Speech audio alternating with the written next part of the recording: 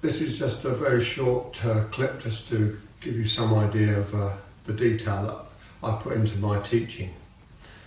I've always been, I think my past life as working as a motor mechanic, so my brain obviously likes to take things apart and looking at them, how do they work.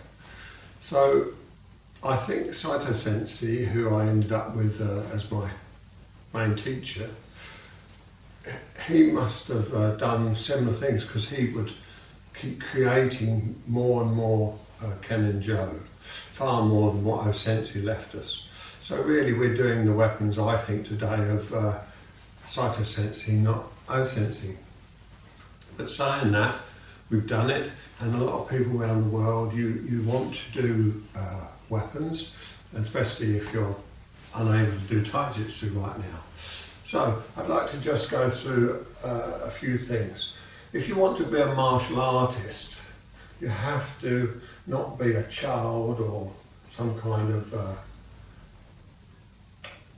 superhero. You're a human being. It takes a lot to become a martial artist. If you watch the Shaolin monks, Kung Fu, and watch the rigorous workouts that they do, they're spectacular to watch. We're never going to get anywhere near that. You may as well forget that idea, unless you're going to really, really devote yourself at a very young age. And if I'm talking to a 5 or 6 year old now, then good luck to you. If I'm talking to a 20-year-old, do the best you can within the next 50 years, because that's how long I've nearly been doing it, and I'm still studying as a student. Okay, so what are the points on this this quick video today?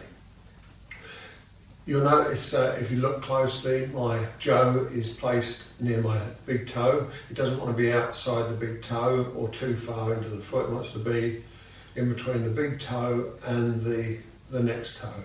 Shall I look down to check it? Okay, so I'm going to check it. It's out. So I'm going to put it where I want it to be. So you can look down to check it, but the biggest thing you'll find with even the top Iwama teachers, they do katas, and their head will drop like that. Okay, so you'll see them, doing, and then they'll be really serious, really martial, and then their heads will drop when they put it back down. If you don't know you're looking for this, you won't notice it. But if you take the time on YouTube to look at some, you'll notice they're doing it. Okay? Some, not everybody, but we weren't trained to do that. Sensei used to say you should know where your foot is. I'll come a little closer just so you can see the points here. My hand shouldn't be casual. It shouldn't be loose. It shouldn't be too far down, too far up. Right. If I took my hand off, it would be in line with my navel. Okay, so put it out there, it's in line with my navel. It wants to be natural. This isn't natural. If you let it go, it'll go down there. If I let it go down there, you'll notice the little finger's not on there. In weapons, Ken and Jo, the little finger first hugs it, then the next finger. The rest are just wrap around it. They're not really doing a great deal. It's them two fingers that are important. Why am I going on so much about this detail? Because it's important. Okay, so you don't look down, you grip with the first two fingers, and then the next thing is don't lean forward. When you go to pick up your Jo, don't lean forward like that. You're going across the line. Again, Sensei said, hide behind your Jo. Of course, the size of my Jo and the size of my body, I can't hide behind it. So, but my thought process can go, I need to be thinking as small as possible. So it's the attitude that you're finding out about here, the attitude. Not just casual, I just pick my Jo up, I'll ski. The next thing is, if you go against the wall, and you're going to pick your Jo up, not to bring this round, but to soften the knees, stretch the arm. At first it'll be difficult. I'll come closer so you can see. Don't worry about the feet, they're stationary. I soften the knees. I'm touching the Jo now, and I've got the Jo. I've got the Jo. Most people are doing this, right? Or they pick the Jo up and put it in this hand. While you're picking it up, if someone else has a Jo, they could knock it. So essentially said, don't pick your Jo up one-handed. Make sure that you have two hands on the Jo. Two hands on the Jo. Two hands on the Jo. Soften the knees, stretch, get it, ski. Soften, stretch, ski. Soften, stretch, ski. Next point, I'll pretend this is the wall. I'll pretend this is the wall for now.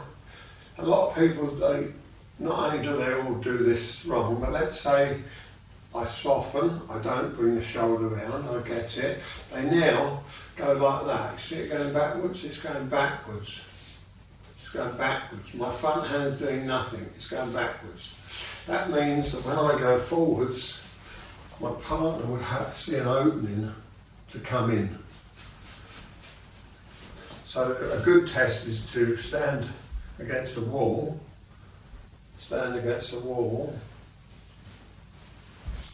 and only go forward. Stand against the wall, only go forward. Please do it on a wall that doesn't matter, because I'm not going to do it because I respect my walls. But a lot of people will hit the wall. So it's best to do it, try it 20 centimetres, 30 centimetres, try it a few centimetres off, because when you get the thunk, you're going to feel really embarrassed. See? Here's the wall. I come down. Okay, there's the wall still. You see my hand? Ski. Alright. Not this.